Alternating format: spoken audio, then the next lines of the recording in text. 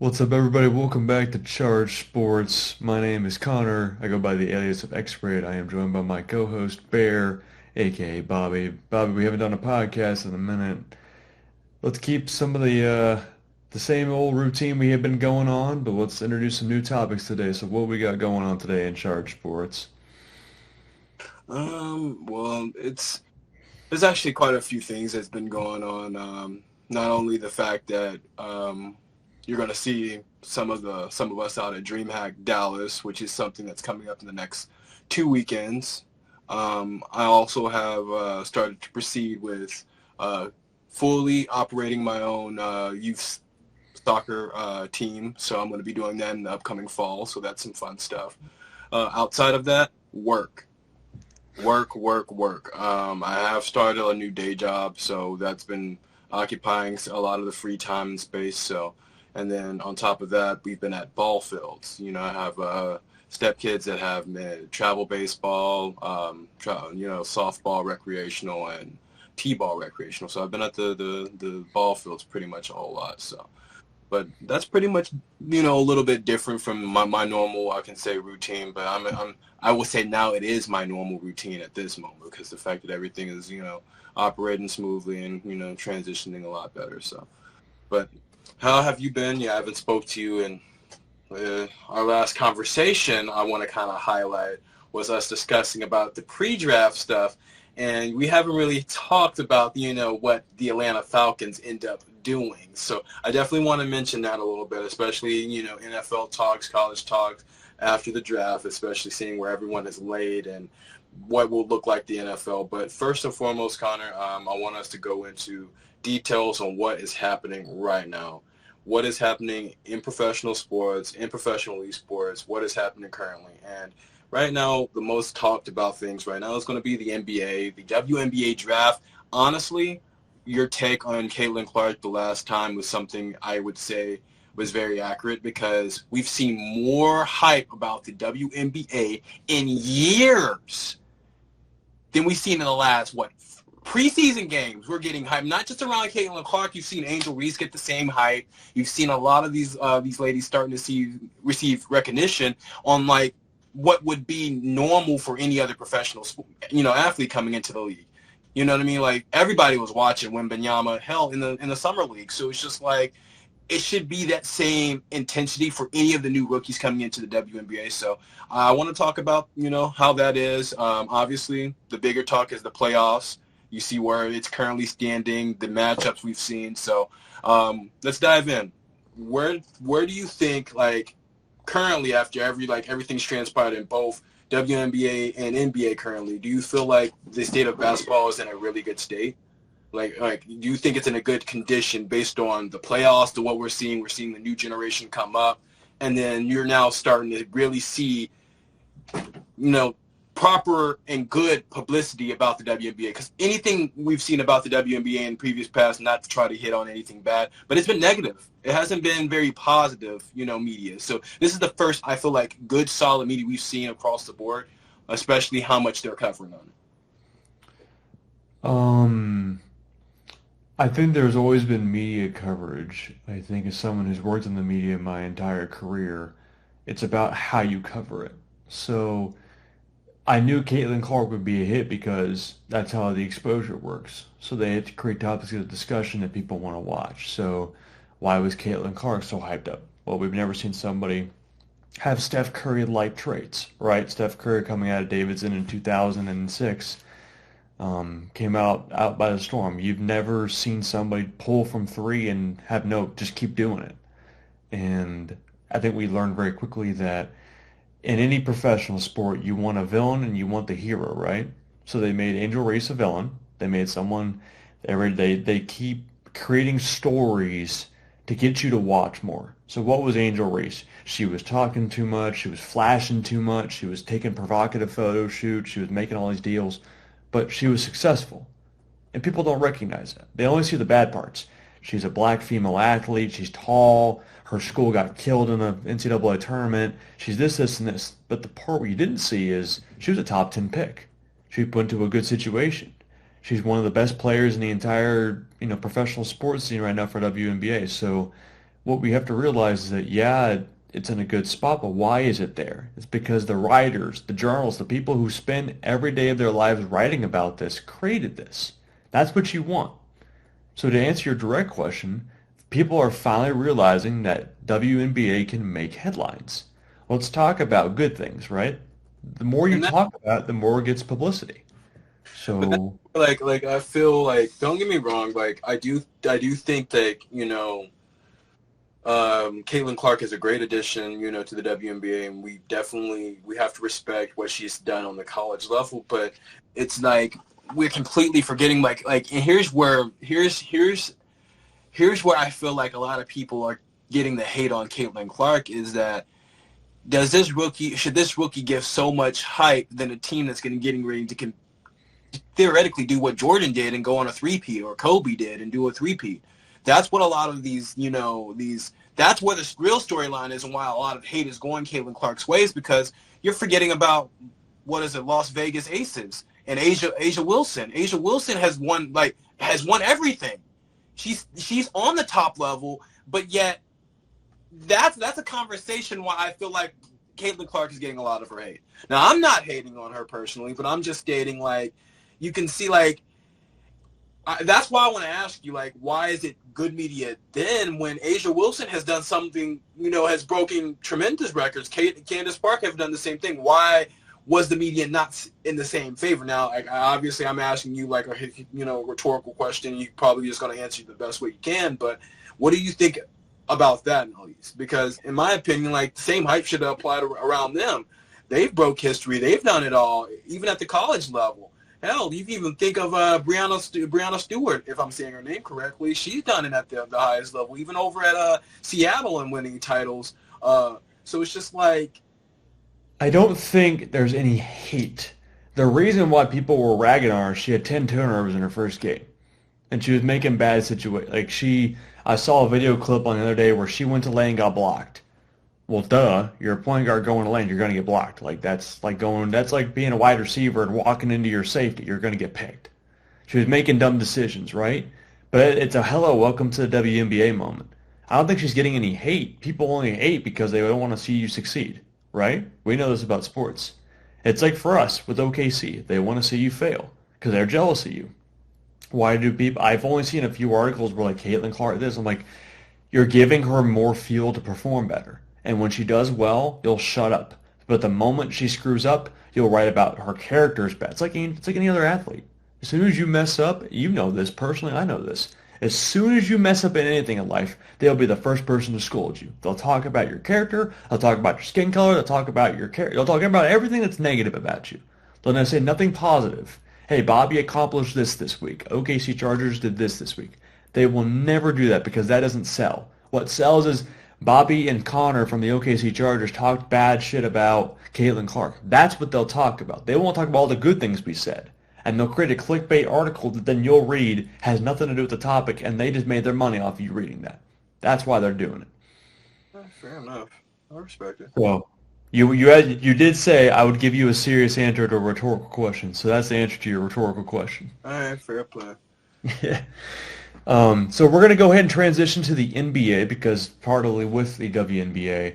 And to your point, before we started the podcast, we were talking about Anthony Edwards. This is going to cause, and I did talk about this at work today. People are telling me that Anthony Edwards is having flashes of Michael Jordan. Flashes. Never compared him. Flashes to Jordan. The pull-up jump shot, dunking on people, shooting with confidence. The question I have for you is if they eliminate the reigning champions and they go on to play the Celtics and the NBA Finals, does Anthony Edwards deserve to be the number one shooting guard in the NBA?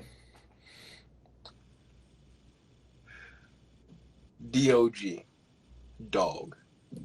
He didn't even say yes. He didn't say yes or no. That's a good answer. He said no. Yes, not no, just dog. Okay, fair play. In my opinion, for him being as young as he is, controlling the way that Minnesota Timberwolves team is playing, dominant, not just fucking mediocre play, dominant. Dominant, yeah, sheer last game wasn't even on him. He putting 43 on your head. Like, it's Disgusting. right now as we are speaking, they're actively playing. And if I'm not mistaken, Timberwolves are up. I don't know if that's going to be the case because Denver is a good team, but I'm just going to throw out a prediction right now. Correct Okay. me. Watch is going to buy it back, and I end up being jinxed. Timberwolves are taking this game. We're going to see a Game 7, guys. Just based how I Ooh. take. We're seeing a Game 7. And then Okay. if we're seeing a Game 7, then we really will see if Anthony Edwards true. Like, I'm not saying he doesn't have that dog in him, but we will see Right. what you just talked about, those Jordan-like instincts. I'm going to say, like, I'm not going to keep saying Jordan because the closest person to this generation was Kobe. So I'm going to say you have to have Oh. the Mamba instincts to close out. Who did he emulate? Who did Kobe spend Yeah, 16 years of his career emulating? Michael, Jeffrey, Jordan.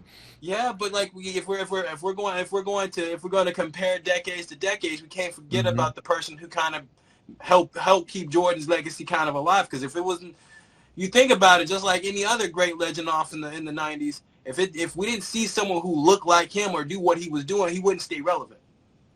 So the reason why he stayed relevant is because everyone kept comparing Kobe to Michael. Just like everyone's trying to compare the LeBron James to fucking Michael, which I don't understand the comparison because LBJ will never be.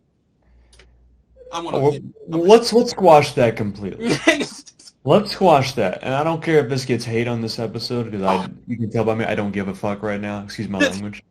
Michael Jordan is the greatest basketball player that's ever eclipsed the NBA in history. And if you want to talk to me about LeBron, LeBron's never blown three in final series leads. no, Michael Jordan's got six rings, I'm LeBron's got three. person, and you might question it, and the only person I would compare who showed raw dominance in a It steady is. period of time for 4 consecutive years, well, 5, is Shaquille O'Neal. Between the 2000 to 2005, Shaq, that's the only person I can say that showed that Jordan, like, you couldn't stop this big man. And he got 4 titles out of 5 years. Like, that's raw power. I'm sorry. Like, there's no other big man or person that I'll put that showed, Hmm. like, yo, this guy's unfucking stoppable. Excuse You my want to go? You want to go way back in time? Let's see how Go good ahead. you know your NBA history. I'm going to give you three players right now that I would compare to be the greatest of all time. Jordan's number one. There's nothing on top of that. Like, I Rest, can. rest.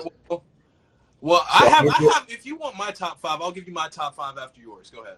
Give me okay. So, oh, we're talking all-time players. all time. Like, since you give me a list, I'll give you mine. Oh, I don't like this because I'm gonna botch this. So I'm gonna I'll go go. first. Okay, I'll go first. All right. So at my number 5, I got Julius Irving, that's a good pick, Dr. J. Dr. J. I have Dr. J at my 5. All Okay. right. I would say 4 gotta be Magic. Okay, we're going two point guards. Okay. I got Magic. Um, I would say 3. 3 would have no other choice to be Timmy D. Wow. Tim Duncan. That's a respectful answer, but I don't think he's top five of all time. Yeah, well, yeah. Uh, Respectfully, I yeah, think he's a but, top 20 fair player. enough. I got him there. That's Now, fine. I now mean, there's a lot in let the me talk. top 2. Now there's a Okay. lot in the top 2. Okay. Now Okay. you gonna call me crazy because everyone's gonna call I'm not definitely gonna call gonna you call crazy. You gotta say it though. because of the fact that I never physically watched Jordan play. I'm not just crediting Jordan. Jordan's definitely route like I don't consider there being I consider being a GOAT of a decade. And he's Okay. definitely the GOAT of the 90s. But That's correct. my GOAT, my GOAT, which is number 1, I'll just go ahead and put him number 1 because I'll give you my 2 right after, is Hmm. Kobe Bean Bryant. I don't give a goddamn. Kobe, That's he not was the too reason why I far. watched basketball. Each time I pull up a fadeaway, I still say Kobe I'm 27 now. I've been doing that since I was little. You understand? Like that it sucks that he's not around anymore, but that was my player. You know what I mean? From 8 to 24, hell, that's like that's my guy. You know what I Right. mean? And that's number 1. Now the second player, greatest Even though I've even said Shaq's raw dominance, he doesn't break my top five. Okay. Number two player, I feel like that, and this is not no. I used to hate this man, Okay. Stephen Curry, Okay. without a doubt, top two, That's because not a there's bad of all time. nobody who's changed the game like him.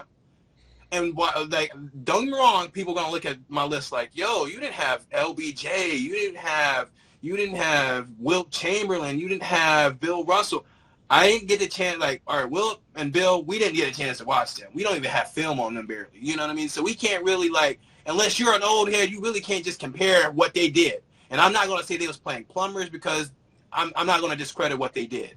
You know what I mean? So I'm not saying they wasn't good in their day. But now you're talking about LeBron James and Michael didn't break my top list is because, like, at the same time, like, Michael is the peak of what all players are trying to be like. So in theory, he's already there. My top five active players I've seen Oh, is you're changing the narrative now. You said top five all time. Now five. Now you go current now? You changed it. You went top no, five like, all time. all time, like, that I've physically seen for me. Okay. Like, it's a biased list. Like, this is top five players I've physically seen in my. Like, I'm not talking about, oh, like, you know, what's statistically what I've physically seen, like, raw dominance. So Think about it. Like, if you see, like, clips, I've only seen clips of Michael, so that's why I put him, like, at 6 or 7, and that's so crazy. I'll do two lists then, and I'll do all time and I'll do current. How about that? Is that fair? Fair enough. All right, that I'll works. make this quick too because we got to move on to the next segment. All But right. of all time, I'm going to put the best player that's ever played the game of basketball, Michael Jordan. Jesus. Number two is the man who's won the most rings in the 30s and the 40s, Bill Russell. I'm going to put a guy who dominated the paint in Houston for a long time, and Hakeem Olajuwon. I'm going to put the greatest center that's ever played the game, Shaquille O'Neal. I respect it. And the fifth player who I'm going to get some interesting comments on this, and I just know it, but I'm going to go Elgin Baylor. A man who played basketball in the 50s, point guard, kind of a shifty guy, not really meant for a score. I could go a shooter. I could go Dwayne Wade. I could go Steph Curry. I could go Magic Johnson, but it depends on what type of player you want. So that's five. And then current players today, my top five, if I were to name them in order, I think the best player in the NBA right now, 2024, May 5th, 16th. Anthony Edwards is number one. Giannis Antetokounmpo is number two. I'm gonna go Luka Doncic is number three. I'm gonna go Shai Gilgeous-Alexander is number four, and I'm gonna go. This is hard. I'm gonna go Jason Tatum at five. You disrespect SGA like that. I swear to you. I think he is a top three-point guard right now. Not top two, top three. Then how you not gonna put, you know what? I'm gonna let you. I said currently. You gotta make me angry with yours. I already knew you. I mean, I gave him a top five, but he's not the. I don't think he's the best point guard right now in the NBA. I think he's top three. I can name two point guards I think personally are better than him, but I'm biased. Well, fair enough. Go ahead. Can we both agree right now that Luka Doncic is a better point guard than SGA? Be 100% honest right now, and I know you're like, well, I hate that. Luka is the best point guard right now in the NBA. No, I wouldn't say he's the best point guard in the NBA by far, but I would. And who's the best point guard in the NBA? Shai Gilgeous-Alexander's not number one. Who is it? It's not Steph Curry. Steph Curry's getting older. No, number one PG. Like right now, someone told you to give a script and it said number one PG in the NBA and they handed it to you. Who you put on the list?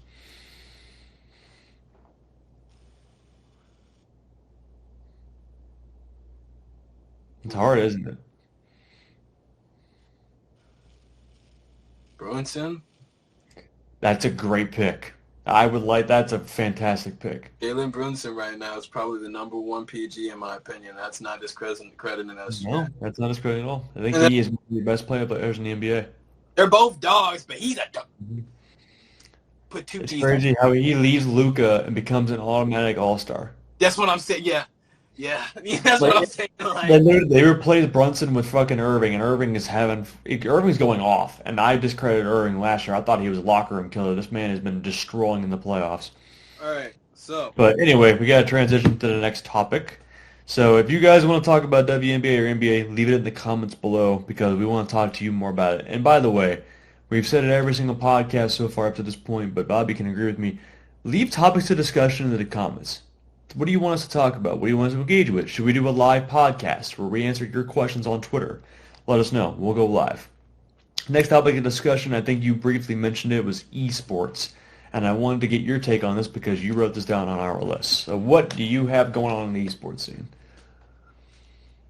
What do I have going on in the esports scene? What are we up to? What are the Chargers doing in the esports scene?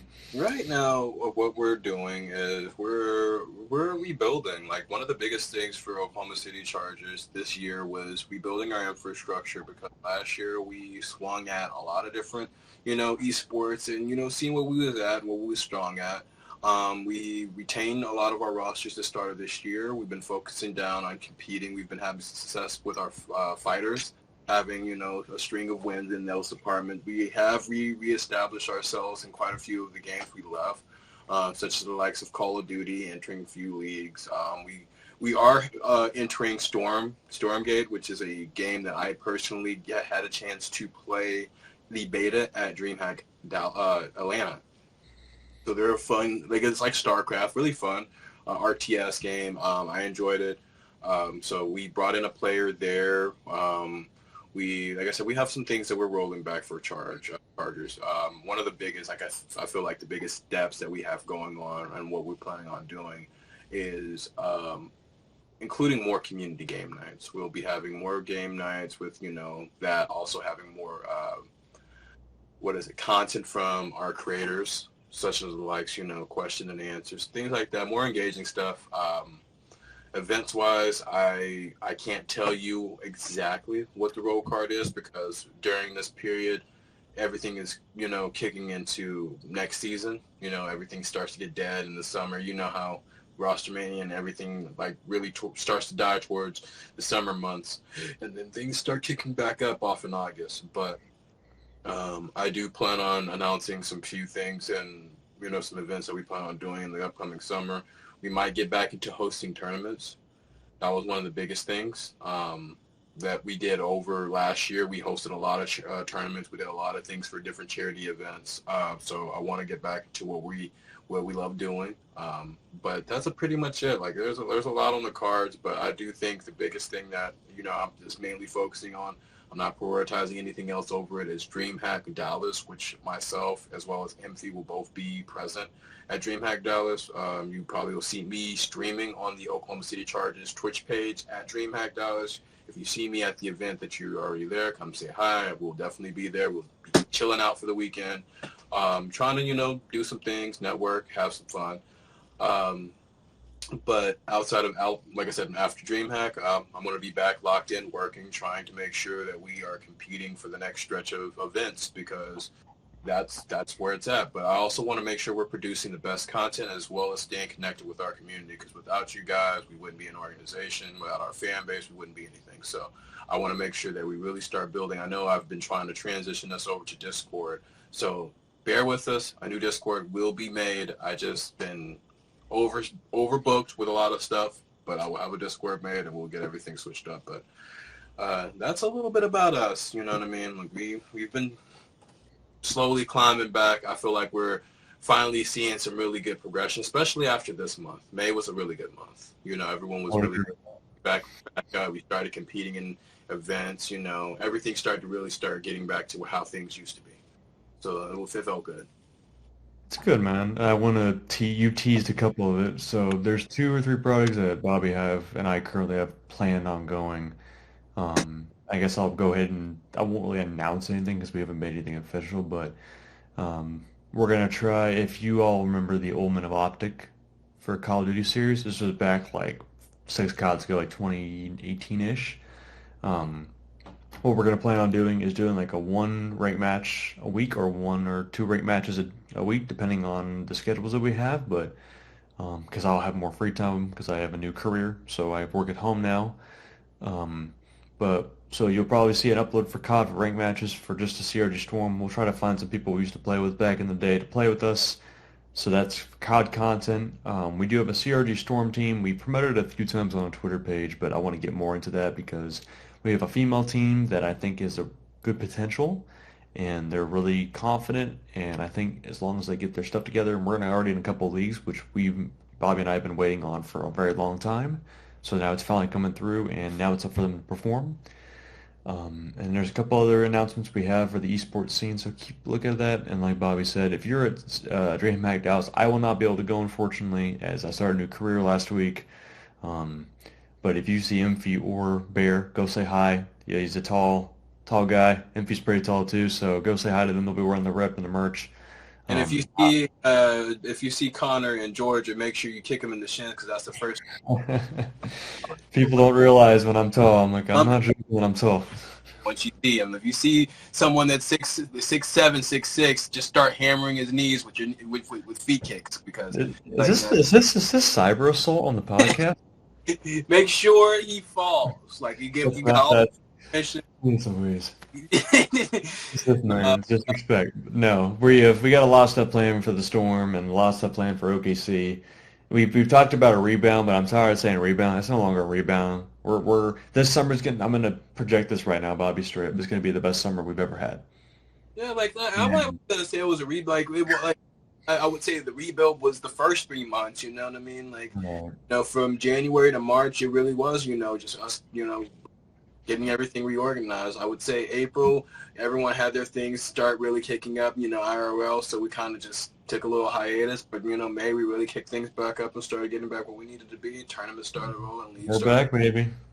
So it does feel good. But all in all, as stated, there is some other things that I do want to mention because I don't want to skip over the NFL topic because that's probably the last topic we'll have before we'll close out the show. The NFL. How do you feel after the draft? I'm just going to get straight to the point because we can recall our last little video. And I was like, I wanted Michael Penix Jr. to come to Seattle. And Atlanta Falcons had otherwise, which is your team now. They called at number 8 saying, hey, we got Kirk Cousins, but guess who we got too? We got Michael Penix Jr. too. So, what I'm saying, I agree with Cam Newton. They're giving Kirk Cousins 2 minimum years. That's it. And if he fucks up, he's out the door because there's no way in God's green earth they pick that high for a quarterback and they do not use this kid. I feel like Kirk Cousins is like Anthony Davis to me. I'm going to tell you why. They're both injury prone and they both can go crumble easily. Kirk Cousins hasn't had a healthy year in 6 years. So what I think they try to do is do the Michael Vick approach where the current quarterback is solid, but if he goes down, you don't have a backup, right? And for the last 4 years, we've been playing with backup quarterbacks. So at first, you got my initial reaction. I was pissed. And I was like, we don't need a quarterback. We just gave a guy a $100 million contract. Why the frick are we packing a quarterback? If you're going quarterback in your top 10, you better start right away. That means you're on a franchise that sucks. We don't suck. We just didn't have consistent offense last year. Plus our OC, the OC or the head coach, Arthur Smith, is in Pittsburgh, and guess who we play week 1? Pittsburgh. But I think to your direct question, we had a weird draft. We kind of went offense first, which I was not expecting. Then we went defense, and then we went back to offense, and then back to defense. So we got a quarterback who's 24, so he's older, which is a little weird. So if he plays this year, or let's say he sits out a year, he'll be 25. And most people at 25 are already 3 years into their career. So you're banking on him basically being ready to go then. Not next year, not the year before. But that tells me Bobby is straight up. If Kirk Cousins at any point this season decides to break a kneecap or to sprain his ankle, it's Michael Penix time in Atlanta. He said it's breaking an ankle in him.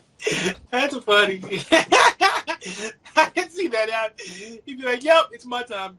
You don't hurt yourself, dog. Move aside." I'm rooting for Michael Penix Jr. You know what? Because I like I said, I was rooting for him because I wanted to see you see how I was rooting for him in college. You know what I mean? I love his game. I feel like he definitely has a lot in the right system. I do think Atlanta has that system. I ain't gonna hate. I do think Atlanta has weapons enough that Michael Penix, if Kirk Cousins blows up, I feel like that's his last nightmare. I really do feel like that's Kirk's nightmare. Him waking up, I feel like he'd be sleeping in his bed and he'd be shivering and shit because the fact that if he feared getting hurt again because there's a quarterback behind him that will take his spot.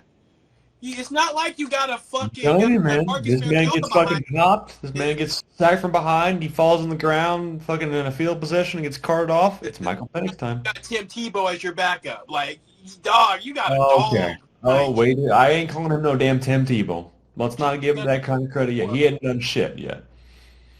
I don't even want to talk about Tim Tebow's pro career. Well, From Q right in. That's that. it was a fun. Oh man, he got he, he had two great runs with the Broncos and the Jets, and then they're like, "Nah, sit your ass to tight end." Didn't even make the fucking roster. He was so bad, he didn't even make it as a different position. But yeah, man. I mean, I guess it's time for Michael Penix in Atlanta, but I didn't think we would have a lefty. We haven't had a lefty quarterback since Vic. But I'm not going to give him that comparison because that is not fair. He hasn't done a damn thing. But to conclude, because I don't, the point of the story is that we're in win now mode. I think the Seahawks are in win now mode. They have a division that's winnable, and we're sick and tired of getting shit on by the Saints. So how do you beat the Saints? You get an offense. Defense was not a problem last year. It was the offense. Okay, off topic. Before we can close it off on this if we want to. How do Sure. you feel? Okay, and how do you feel about Tom Brady being on national television finally? When it comes I to like it. when it comes to him casting the game. I really like it. I think like You know, Eli he's Manning and black for Peyton Manning. a lot of people hit on him. So Oh, the dude's the best football player that's played in NFL history. You can hate him all you want, but nine times like, it's like Jason. How do you feel about Jason Kelsey going in? Could become a commentator. Like it's you're bringing back former players who have played the game and have insight. Great pickup. They're gonna watch. He's gonna know what the plays are gonna be. He's played this game for his entire career. Like that's a great pickup.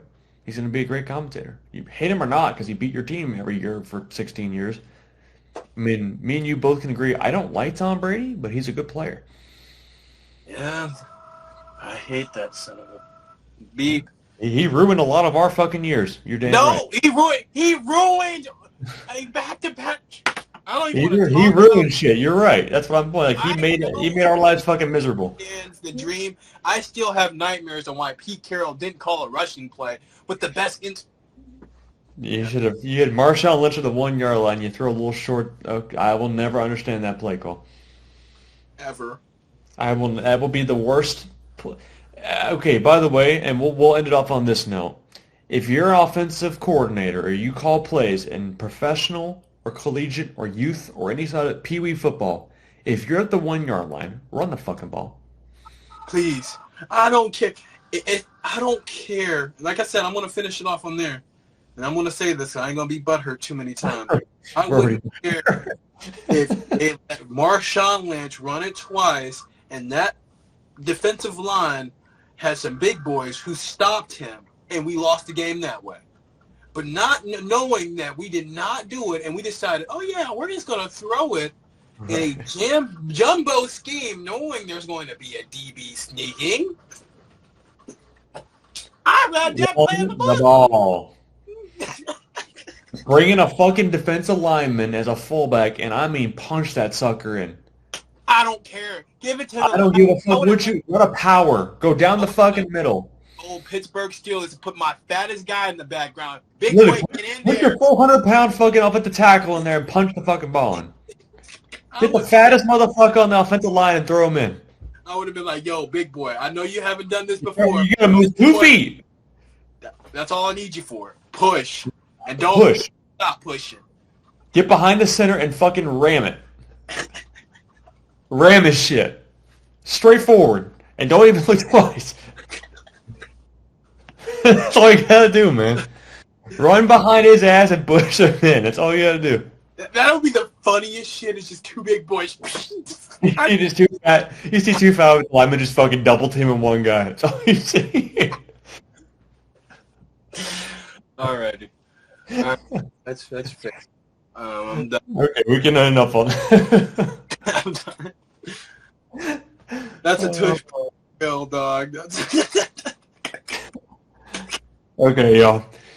Thank you for watching this episode of Charge Sports. My name is CJ or Connor. I go by the S of X-Ray. That is Bobby or Bear.